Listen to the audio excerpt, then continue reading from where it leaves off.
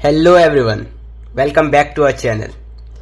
So I hope आप सभी अच्छे होंगे और पढ़ाई कर रहे हो। इस वीडियो में chemical reaction and equation chemistry का फर्स्ट चैप्टर क्लास 10th उसका पार्ट 4th है ये। इसमें हम टाइप्स ऑफ केमिकल रिएक्शन पढ़ेंगे। इससे पहले 3 पार्ट हम पढ़ चुके हैं। फर्स्ट में हमने इंट्रोडक्शन देखा, केमिकल रिएक्शन क्या होता है, इक्वेशन क्या होता है, बहुत अच्छे से समझा। सेकेंड पार्ट में हमने देखा कि एक केमिकल इक्वेशन को बैलेंस करना होता है। बैलेंसिंग का डिटेल में हमने समझा किस तरह बैलेंस करते हैं, बैलेंसिंग क्यों इंपॉर्टेंट है, सब कुछ समझा। थर्ड पार्ट में हमने एक केमिकल इक्वेशन को कैसे इंफॉर्मेटिव बना सकते हैं, जिससे एक इक्वेशन को देख के उस रिएक्शन के बारे में ज्यादा से ज्यादा चीजें हम समझ सके। तो ये 3 पार्ट्स अभी तक हम पढ़ चुके हैं। अगर आपने वो नहीं देखा तो लिंक मैंने डिस्क्रिप्शन में दिया है, पहले वो वीडियोस आप देखो फिर ये वीडियो देखना। इस वीडियो में हम पढ़ने वाले हैं टाइप्स ऑफ केमिकल रिएक्शन। एक रिएक्शन कितने टाइप्स का हो सकता है, मतलब उसके बहुत सारे अलग अलग टाइप्स हो सकते हैं।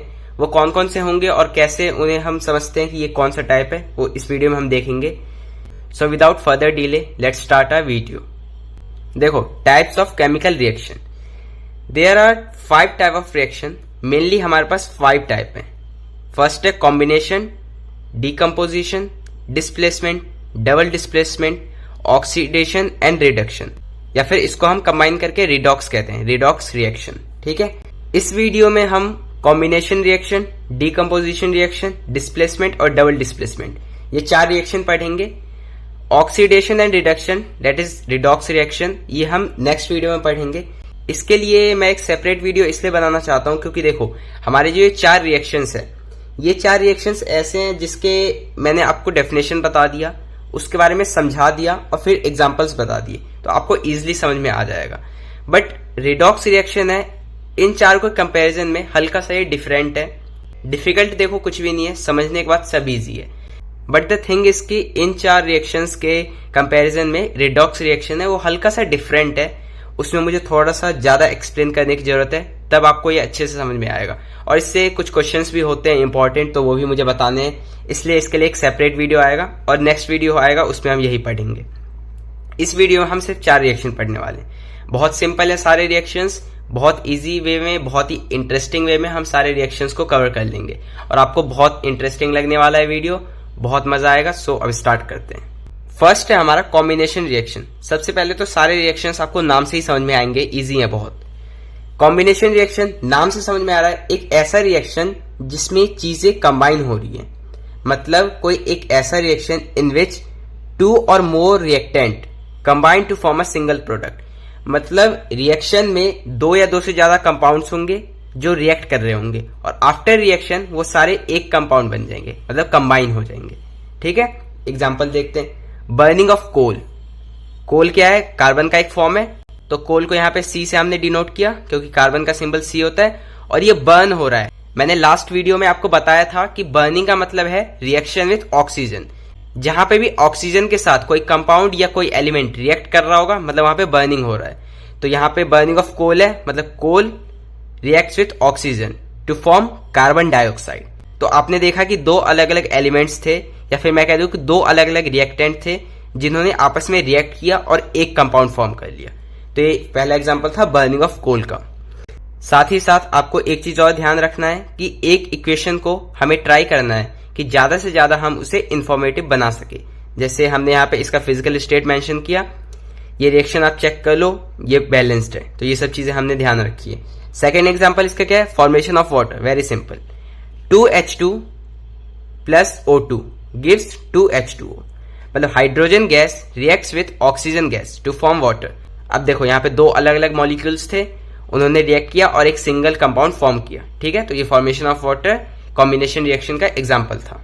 अब देखो, कॉम्बिनेशन रिएक्शन का जो हमारा नेक्स्ट एग्जाम्पल है, ये एक स्पेशल केस है और इस पे क्वेश्चंस बनते हैं, इसलिए मैं इसे अच्छे से एक्सप्लेन करता हूँ। इस पे आप स्टार मार्क लगा लेना क्योंकि ये बहुत इंपॉर्टेंट है। ठीक है, देखो इस एग्जाम्पल में हमें गिवन है कि calcium oxide reacts vigorously with water to form calcium hydroxide. Vigorously का मतलब होता है कि बहुत ज्यादा एक्टिवली या फिर बहुत ज्यादा फास्ट वे में। ठीक है, मतलब बहुत ज्यादा तेजी से रिएक्ट कर लेना। तो हमारा जो कैल्शियम ऑक्साइड है वो बहुत ज्यादा विग्रस रिएक्शन शो करता है जब उसे हम वाटर के साथ रिएक्ट करवाते हैं, और आफ्टर रिएक्शन फॉर्म क्या होता है, कैल्शियम हाइड्रोक्साइड। अब देखो यहां पे इक्वेशन से समझते हैं। कैल्शियम ऑक्साइड जिसको हम क्विकलैम भी कहते हैं, ये नेम्स आपको ध्यान रखने। क्विकलैम किसका नाम है, कैल्शियम ऑक्साइड का। कैल्शियम ऑक्साइड को जब हम वाटर के साथ मिक्स करते हैं तो कैल्शियम हाइड्रोक्साइड फॉर्म होता है, और कैल्शियम हाइड्रोक्साइड को क्या कहते हैं, स्लेक लाइम। जैसे आपके निकनेम होते हैं ना, वैसे ये समझ लो कि इनके निकनेम है। तो क्विकलैम किसका निकनेम है, कैल्शियम ऑक्साइड का, और स्लेक लाइम किसका है, कैल्शियम हाइड्रोक्साइड का। कंफ्यूज नहीं होना है, ये कैल्शियम ऑक्साइड है और ये कैल्शियम हाइड्रोक्साइड है, ठीक है। अगेन मैं एक बार बता देता हूं, कैल्शियम ऑक्साइड वाटर के साथ रिएक्ट करता है और कैल्शियम हाइड्रोक्साइड फॉर्म होता है। स्टेट मैंने मेंशन किए हैं। Slack lime form is a white powder. अब देखो यहाँ पे स्लेक लाइम लिखा है, इसका क्या मतलब है, कैल्शियम हाइड्रोक्साइड। मतलब आफ्टर रिएक्शन जो हमारा कैल्शियम हाइड्रोक्साइड फॉर्म हुआ है वो एक व्हाइट पाउडर होता है, क्योंकि यहाँ पे देखो यहाँ स्टेट क्या मेंशन है, सॉलिड। मतलब आफ्टर रिएक्शन एक सॉलिड प्रोडक्ट फॉर्म हो रहा है हमारा, और वो सॉलिड प्रोडक्ट जो है वो एक व्हाइट पाउडर होता है। ये कुछ नहीं है, ये जो हमारे घर में व्हाइट वॉश होता है ना, ये वही पाउडर है, ठीक है, व्हाइट पाउडर। अब देखो नेक्स्ट यहाँ पे लिखा भी है, for white washing CaO is used. देखो ये पूरा प्रोसेस है, मैं इसको आपको समझाता हूँ। देखो क्या होता है ना कि जब भी हम व्हाइट वॉश करते हैं, मतलब अपने दीवार पे व्हाइट वॉश सब करवाते हैं ना, ये चीज तो आपने देखा होगा, तो उसके लिए CaO that is calcium oxide इसको यूज करते हैं। किस तरह यूज करते हैं, देखो पहले मैं प्रोसेस आपको बताता हूँ। हम सिंपली देखो, मान लो ये एक ड्रम है जिसे हम यूज कर रहे हैं, ठीक है।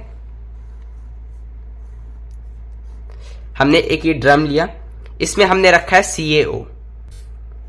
मान लो यहाँ पे बहुत सारा CaO रखा हुआ है, ये क्या है, CaO that is calcium oxide.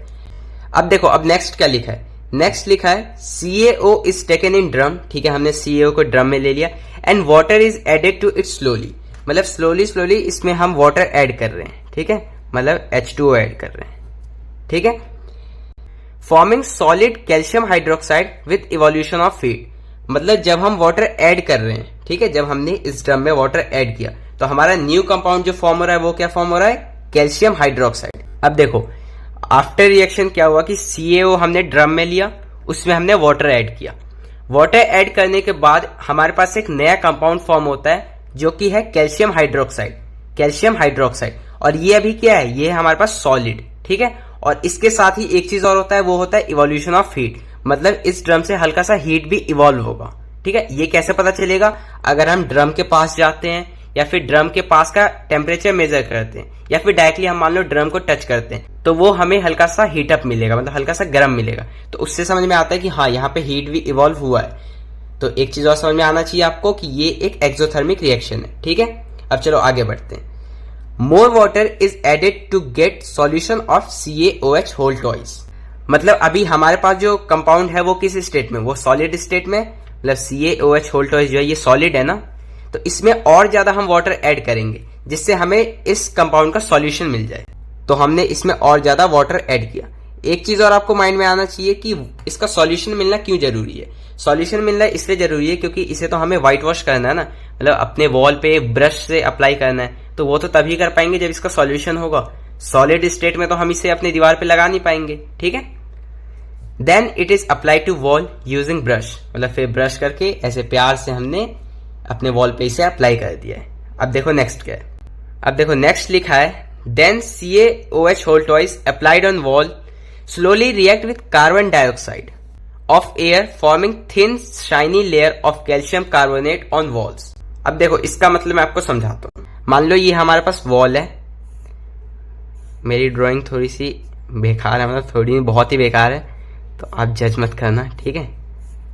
मान लो ये कोई वॉल है, वैसे वॉल तो लग नहीं रहा है लेकिन बट स्टिल आपको समझना है यहाँ पे बस। इस पे हमने क्या किया कि इस पे हमने CaOH होल टॉइस को लगाया है अपने ब्रश से। तो इस पूरे वॉल पे मतलब मान लो ऐसे हमने CaOH होल टॉइस लगा दिया है, ठीक है। कुछ टाइम बाद क्या होगा कि हमारे एटमॉस्फेयर में बहुत सारे गैसेस प्रेजेंट है और उनमें से एक गैस है कार्बन डाइऑक्साइड, ठीक है।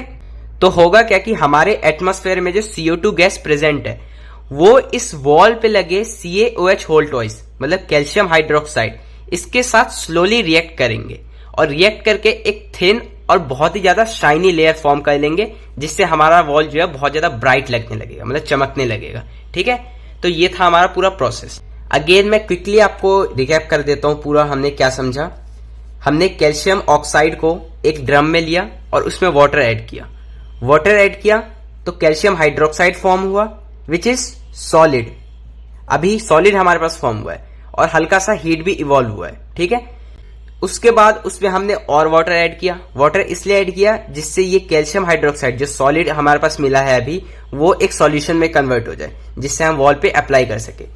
हमारे पास कैल्शियम हाइड्रोक्साइड का सॉल्यूशन मिल गया, उसे हमने ब्रश से अपने वॉल पे अप्लाई किया। उसके बाद क्या हुआ, हमारे एटमॉस्फेयर में कार्बन डाइऑक्साइड प्रेजेंट है। उस कार्बन डाइऑक्साइड ने उस वॉल पे लगे कैल्शियम हाइड्रोक्साइड के साथ रिएक्ट कर लिया और रिएक्ट करने के बाद एक थिन और शाइनी लेयर फॉर्म किया, ठीक है। एंड यस, मैं नाम बताना भूल गया आपको, वो जो थिन और शाइनी लेयर फॉर्म होता है उसे हम कहते हैं कैल्शियम कार्बोनेट, ठीक है। तो एक बार इसका रिएक्शन भी आप देख लो। CaOH होल ट्वाइस सॉल्यूशन था, मैंने बताया था, तो AQ फॉर्म होगा प्लस CO2 गैस जो हमारा एयर में प्रेजेंट है। CaCO3 फॉर्म होता है वॉल पे और H2O भी फॉर्म होता है, ठीक है। मतलब हल्का सा वो वॉल जो है उस पर आपको मॉइस्ट भी लगेगा, मतलब वाटर फील होगा, ठीक है। तो ये पूरा प्रोसेस था। आई होप बहुत इजी लगा होगा आपको और इंटरेस्टिंग लगा होगा, कुछ नया सीखने को मिला होगा कि हम व्हाइट वॉश करते हैं तो उससे क्या चेंजेस आते हैं। तो ये था हमारा कॉम्बिनेशन रिएक्शन। अब हम सेकंड पढ़ते हैं डीकम्पोजिशन रिएक्शन। देखो decomposition reaction, the reaction in which substance split into 2 और 3 सिंपलर कंपाउंड्स। नाम से समझ में आ रहा है, डीकम्पोजिशन मतलब डीकम्पोज होना, मतलब ब्रेक डाउन होना। अब देखो एक रिएक्शन जिसमें एक सब्सटेंस 2 या 3 सिंपलर कंपाउंड्स पे स्प्लिट हो जाता है उसे हम कहते हैं डीकम्पोजिशन रिएक्शन। एक चीज और आपको समझना है कि यहाँ पे हम ब्रेक डाउन किस चीज का करेंगे, किसी ऑब्जेक्ट या किसी सब्सटेंस का तो नहीं करेंगे जिसे हम हथौड़े से या फिर अपने हाथ से तोड़ सके, ऐसा तो नहीं होने वाला है ना। हम यहाँ पे बात किसकी कर रहे हैं, हम यहाँ पे बात करें केमिकल्स की, यहाँ पे बात कर रहे हैं हम कंपाउंड्स की। और कंपाउंड्स के बीच में क्या होता है, बॉन्ड होता है, और बॉन्ड को ब्रेक डाउन करना सिंपल नहीं है, उसके लिए हमें एनर्जी प्रोवाइड करना होता है। तो एक चीज आपको समझ में आना चाहिए कि डीकम्पोजिशन रिएक्शन में हमेशा एनर्जी हम प्रोवाइड करेंगे, ठीक है। अब देखो डीकम्पोजिशन रिएक्शन 3 टाइप्स के होते हैं। 3 टाइप कौन कौन से होते हैं। पहला थर्मल डीकम्पोजिशन, ये वो रिएक्शन होते हैं जिसमें हम जो एनर्जी प्रोवाइड कर रहे हैं वो हीट के फॉर्म में है, ठीक है। सेकेंड हमारा होता है इलेक्ट्रोलाइटिक डीकम्पोजिशन। इलेक्ट्रोलाइटिक डीकम्पोजिशन वो रिएक्शन होते हैं जिसमें हम जो एनर्जी प्रोवाइड कर रहे हैं वो इलेक्ट्रिसिटी के फॉर्म में कर रहे हैं। और थर्ड हमारा होता है photolytic decomposition. Photolytic decomposition reaction वो डीकम्पोजिशन रिएक्शन होते हैं जिसमें हमारा ब्रेकडाउन जो है वो लाइट को यूज करके होता है, क्योंकि आपने पढ़ा है light is also a form of energy. तो अब एक एक करके तीनों टाइप्स को हम पढ़ते हैं। देखो फर्स्ट है thermal, when decomposition is carried out by heat. आपको समझ में आ गया कि हमें एनर्जी प्रोवाइड करना होगा किसी चीज को ब्रेक डाउन करने के लिए। एनर्जी 3 तरीके से प्रोवाइड कर सकते हैं। फर्स्ट है हमारा हीट। अब जल्दी जल्दी हम एग्जांपल्स देख लेते हैं, इसमें समझने जैसा कुछ नहीं है। KClO3 क्या है, पोटेशियम क्लोरेट, इसको हमने बैलेंस भी किया हुआ है, तो 2KClO3। आफ्टर रिएक्शन ये डेल्टा सिंबल होता है, ट्रायंगल, मतलब हीट प्रोवाइड किया जा रहा है। 2KCl प्लस 3O2 ये 2 प्रोडक्ट फॉर्म होते हैं। पोटेशियम क्लोरेट को हमने हीट किया तो पोटेशियम क्लोराइड और ऑक्सीजन गैस फॉर्म हुआ, first example. Second example 2FeSO4 ferrous sulphate, उसमें हमने हीट प्रोवाइड किया, Fe2O3 ferric oxide plus SO2 sodium dioxide plus SO3 sodium trioxide, ये 3 चीजें फॉर्म होती है। कलर भी मैंने लिख दिए, कलर आपको याद रहने से ज्यादा अच्छा होगा आपके लिए। क्वेश्चंस आ सकते हैं, चांसेस होते हैं, इसलिए कलर भी मैंने मेंशन किए। फेरस सल्फेट ग्रीन कलर का होता है और फेरिक ऑक्साइड ब्राउन कलर का होता है। अब नेक्स्ट एग्जांपल है ferrous sulphate heptahydrate. Ferrous sulphate का तो हमारा जो फॉर्मूला है वो सेम रहने वाला है, FeSO4। हेप्टाहाइड्रेट, हेप्टा मतलब 7, जैसे पेंटा मतलब 5, ट्राई मतलब 3, तो वैसे ही हेप्टा मतलब 7 और हाइड्रेट मतलब वाटर। FeSO4.7H2O ग्रीन कलर का होता है। मतलब ये हाइड्रस कंपाउंड होते हैं जिसमें वाटर मॉलिक्यूल्स अटैच होते हैं। अटैच होते हैं मतलब उनके साथ बॉन्ड बना के रखते हैं, तो उसे हम हीट करते हैं तो ये जो एक्स्ट्रा वाटर मॉलिक्यूल है वो इवेपोरेट हो जाता है, ठीक है। तो इसे हमने हीट किया तो फेरस सल्फेट फॉर्म हुआ और जो व्हाइट कलर का था। एक चीज और मैं बता दूं, ये सेकेंड चैप्टर में और अच्छे से हम पढ़ेंगे। हमारे पास जो लैब में फेरस सल्फेट होता है वो यही होता है, मतलब इस फॉर्म में नहीं होता है, वो हेप्टाहाइड्रेट के फॉर्म में होता है, मतलब फेरस सल्फेट हेप्टाहाइड्रेट। उसे हम हीट करते हैं, उसके बाद हमें प्योर फेरस सल्फेट मिलता है, ठीक है। और ये किस कलर का होता है? व्हाइट कलर का। Next example 2PbNO3 twice. PbNO3 twice क्या है? Lead nitrate. इसे हम हीट करते हैं, lead oxide, nitrogen dioxide, oxygen gas. Important reaction है, स्टार मार्क लगा लेना है। लेड नाइट्रेट कलरलेस होता है, lead oxide yellow, nitrogen gas brown fumes और ऑक्सीजन। प्रीवियस ईयर में इस रिएक्शन के ऊपर क्वेश्चंस आ चुके हैं, तो मैं जब भी बोलता हूं कि ये इंपॉर्टेंट है तो वहां पे आपको स्टार मार्क लगा लेना है और उसे अच्छे से करना है, ठीक है। आई होप आपको decomposition reaction carried out by heat, that is thermal decomposition, समझ में आ गया। देखो नेक्स्ट है हमारा इलेक्ट्रोलाइटिक डिकम्पोजिशन, जिसमें हम इलेक्ट्रिसिटी के हेल्प से बॉन्ड को तोड़ते हैं, ठीक है। एग्जाम्पल है 2H2O। वाटर में हम इलेक्ट्रिसिटी पास करते हैं तो वो हाइड्रोजन गैस अलग हो जाता है और ऑक्सीजन गैस अलग हो जाता है। इस रिएक्शन को इलेक्ट्रोलाइसिस ऑफ वाटर कहते हैं। इंपॉर्टेंट रिएक्शन है। सेकेंड चैप्टर जो एसिड बेस एंड सॉल्ट है उसमें एक पूरा टॉपिक है इसके बारे में, ठीक है। तो ये भी एक इंपॉर्टेंट रिएक्शन है, स्टार मार्क यहाँ पे भी लगा लेना। और सेकंड चैप्टर में तो हम पढ़ेंगे तो फिर वहां पे भी मैं एक बार आपको बता दूंगा। देखो ये रिएक्शन अगर मैं विजुअलाइज कराने का ट्राई करूं, देखो रफली मैंने यहाँ पे आपको समझाने का ट्राई किया है कि एक कंटेनर है जिसमें हमने वाटर ले लिया, ठीक है, और इसमें हम 2 वायर्स डालते हैं। अब ये क्या हो गया कि अब ये पानी के अंदर है, मतलब ये अंदर भले ही ज्वाइन ना हो लेकिन पानी के थ्रू तो ये इलेक्ट्रिसिटी पास हो सकता है ना, तो ये कंप्लीट सर्किट बन गया। अब जब इस सर्किट में हम इलेक्ट्रिसिटी पास करते हैं तो देखो इस वायर से ऐसे ऐसे नीचे आएगा, फिर पानी में जाएगा। अब पानी में जाने से क्या होगा कि H2O जो कंपाउंड है वो H अलग हो जाएगा और O अलग हो जाएगा, ठीक है। तो ये कुछ रिएक्शन होता है, डिटेल में पढ़ेंगे जैसे मैंने बताया आपको सेकंड चैप्टर में। सेकंड एग्जांपल है 2NaCl। NaCl क्या होता है? सोडियम क्लोराइड, जो हम नमक खाते हैं ना, सॉल्ट, वही है सोडियम क्लोराइड। इसमें हमने इलेक्ट्रिसिटी पास किया, सोडियम अलग हो जाता है, क्लोरीन अलग हो जाता है, ठीक है। और सोडियम क्लोराइड को लेते हैं, वो हम मोल्टेन स्टेट में लेते हैं, जस्ट फॉर नॉलेज। तो ये था हमारा decomposition carried by electricity. Third है हमारा decomposition carried by light, photolytic decomposition. Photo मतलब ही लाइट होता है अगर मैं आपको बताऊं तो। इसके एग्जाम्पल देखते हैं। AgCl, silver chloride. लाइट में हमने इसे रखा, सिल्वर अलग हो गया, क्लोरीन अलग हो गया। मतलब सिल्वर क्लोराइड को एक प्लेट में हमने रखा, वो व्हाइट कलर का होता है, उसे हमने प्लेट में रख के सनलाइट के नीचे रखा। अब सनलाइट से क्या होगा कि कुछ देर बाद हम देखेंगे कि सिल्वर अलग हो जाएगा और क्लोरीन अलग हो जाएगा। और सिल्वर का कलर क्या होता है? ग्रेइश व्हाइट, और क्लोरीन जो होता है ये येलोइश ग्रीन, ठीक है। तो ये था हमारा silver chloride. Second example AgBr, silver bromide. किस कलर का होता है? पेल येलो, मतलब बहुत जो फीका येलो होता है ना, पेल येलो। अगेन इसे भी वैसे ही हम करते हैं जैसे हमने सिल्वर क्लोराइड को किया था कि एक हमने प्लेट में इसे सनलाइट के नीचे रखा, सिल्वर अलग ब्रेक डाउन हो जाएगा और ब्रोमीन अलग हो जाएगा। कलर अगेन मैंने मेंशन कर दिए, ग्रेइश व्हाइट, और ब्रोमीन होता है रेड ब्राउन, ठीक है। आई होप आपको समझ में आ गया होगा। एक लाइन और यहां पे मैंने लिखा है, decomposition of silver bromide is used as black and white photography. हम जो ब्लैक एंड व्हाइट फोटोग्राफी करते हैं उसमें हम सिल्वर ब्रोमाइड को ही यूज करते हैं, ठीक है। तो इसे आपको याद रखना है। अब नेक्स्ट हम पढ़ते हैं डिस्प्लेसमेंट रिएक्शन। डिस्प्लेसमेंट रिएक्शन, जैसा आपको नाम से समझ में आ रहा है कि कुछ यहाँ पे डिस्प्लेस हो रहा है। डिस्प्लेस क्या हो रहा है, चलो वो देखते हैं। Those reactions in which a more reactive element displaces a less reactive element is called displacement reaction. Displacement reaction वो रिएक्शन होते हैं जिसमें एक ज्यादा रिएक्टिव एलिमेंट एक कम रिएक्टिव एलिमेंट को उसके कंपाउंड से डिस्प्लेस कर देता है, ठीक है। अब देखो सबसे पहले यहां पे आपको ये रिएक्टिविटी सीरीज है, ये आपको याद होना चाहिए।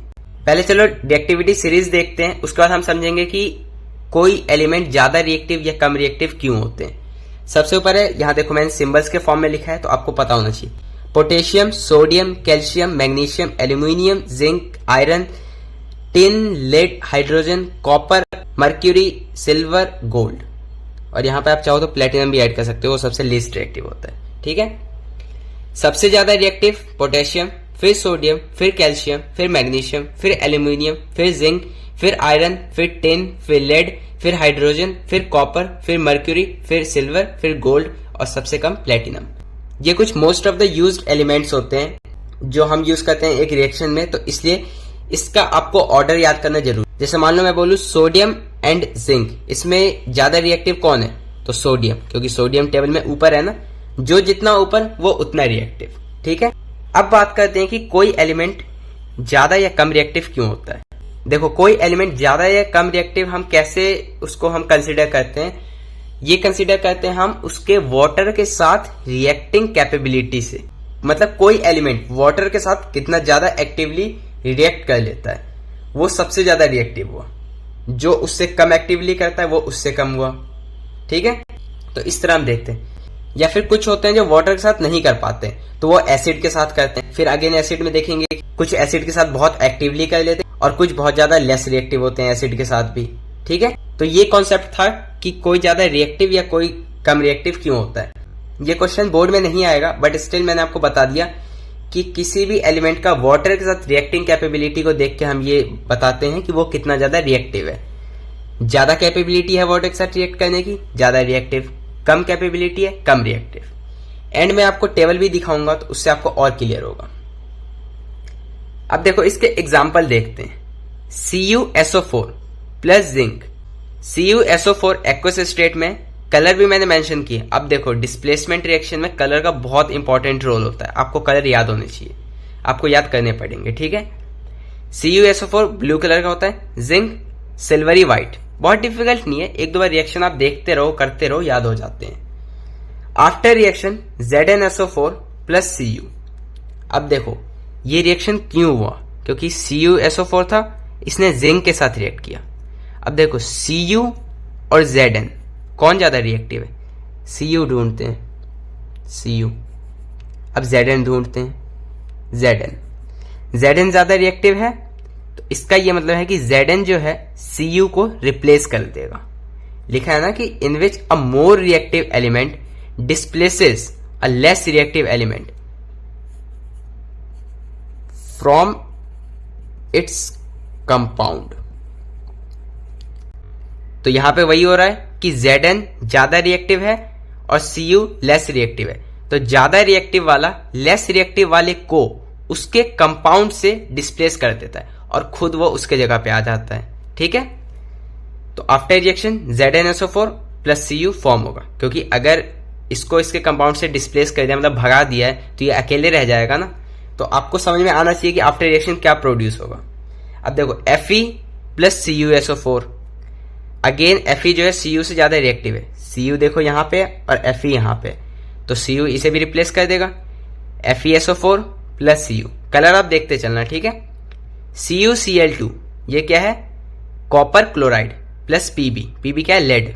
Pb देखो ऊपर है और Cu नीचे है, तो PbCl2 प्लस Cu। अब अगेन आफ्टर रिएक्शन कंपाउंड्स के नेम भी कैसे हो रहे हैं वो आपको समझ में आ रहा होगा। कि देखो, जैसे आपको मैं बता देता हूं एक बार, बट फॉर्मेशन ऑफ कंपाउंड मैंने बहुत डिटेल में आपको समझाया हुआ है। देखो, जैसे ZnSO4, Zn की वैलेंसी 2, SO4 की वैलेंसी 2, 2 से 2 कैंसिल, ZnSO4 सिंपल रह जाएगा। अब जैसे देखो, PbCl2, 2 क्यों आया? क्योंकि Pb की वैलेंसी 2 और Cl क्लोरीन की वैलेंसी 1, तो क्रॉस मल्टीप्लिकेशन हो जाएगा, Pb तो 1 रह जाएगा और Cl 2 हो जाएगा। ठीक है, तो इस तरह यहाँ पे हम फॉर्मेशन भी देख सकते हैं। आपको सब कुछ समझते चलना है। ठीक है, इंटरकनेक्टेड सारी चीजें। अब जैसे देखो, एक और एग्जांपल मैं आपको दिखाता हूँ। FeSO4 plus Cu after reaction, ये रिएक्शन होगा, चेक करना एक बार। Fe कहाँ पे? Fe यहाँ है। Cu कहाँ है? Cu यहाँ है। तो Cu तो Fe से नीचे हो गया ना, मतलब Cu Fe को डिस्प्लेस नहीं कर सकता है, क्योंकि Cu लेस रिएक्टिव है, तो यहाँ पे नो रिएक्शन। ठीक है, तो ये भी कॉन्सेप्ट है, आपको समझना है कि अगर कोई लेस रिएक्टिव एलिमेंट रिएक्ट कर रहा है तो वो डिस्प्लेस कर ही नहीं पाएगा, तो वहां पे नो रिएक्शन। तो ये था आपका डिस्प्लेसमेंट रिएक्शन। अब मैं आपको 2 टेबल दिखा रहा हूं, उसे समझते हैं।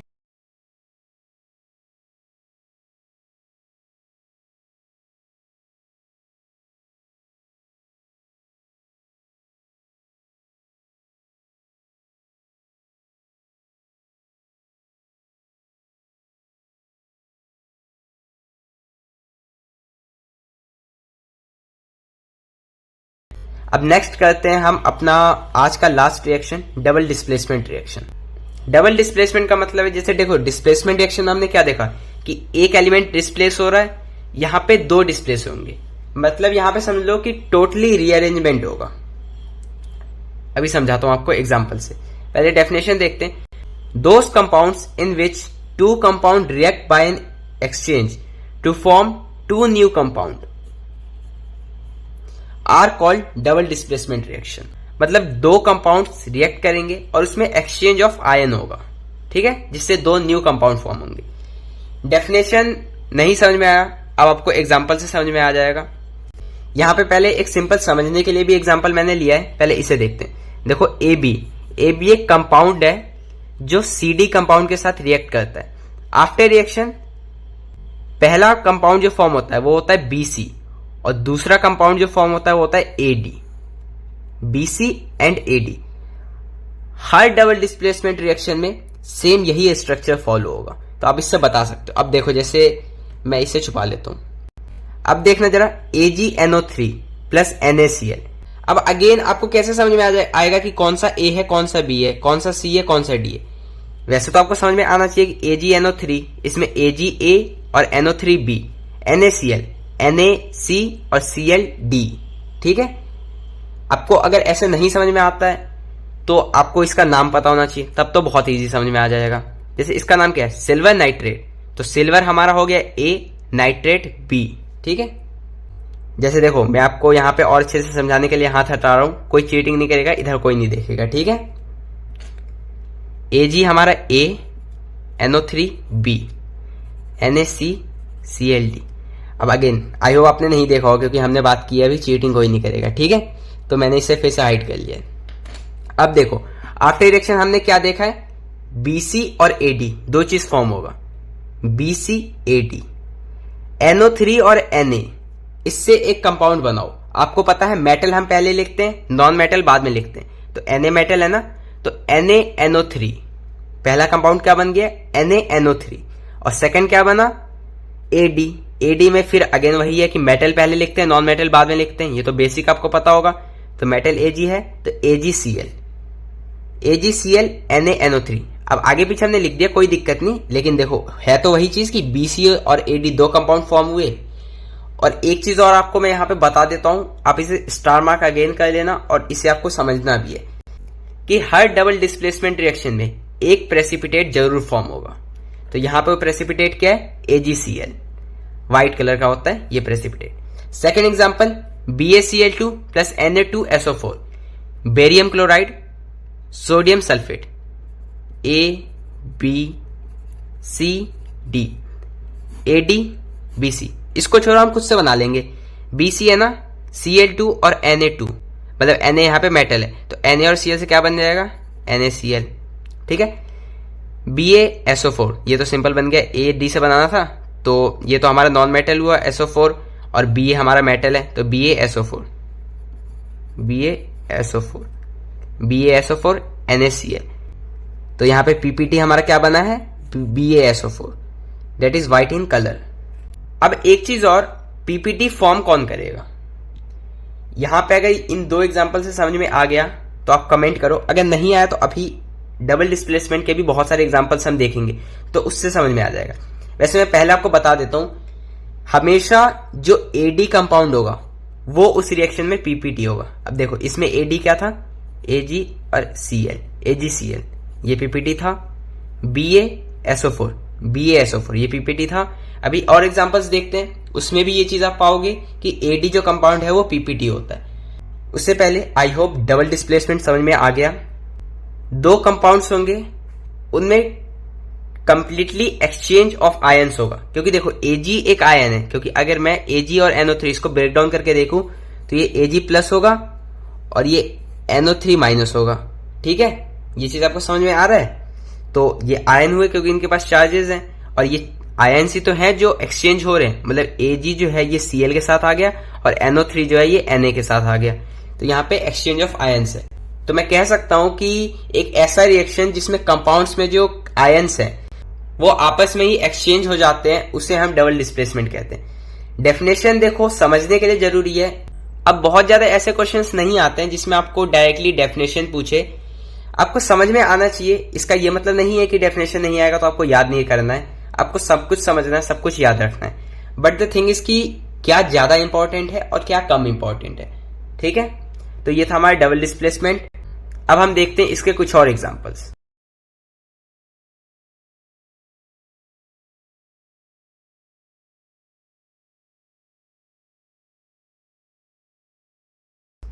सो आई होप ये पार्ट आपको इंटरेस्टिंग लगा हो, और आई थिंक इस पूरे चैप्टर का सबसे ज्यादा इंटरेस्टिंग पार्ट यही था।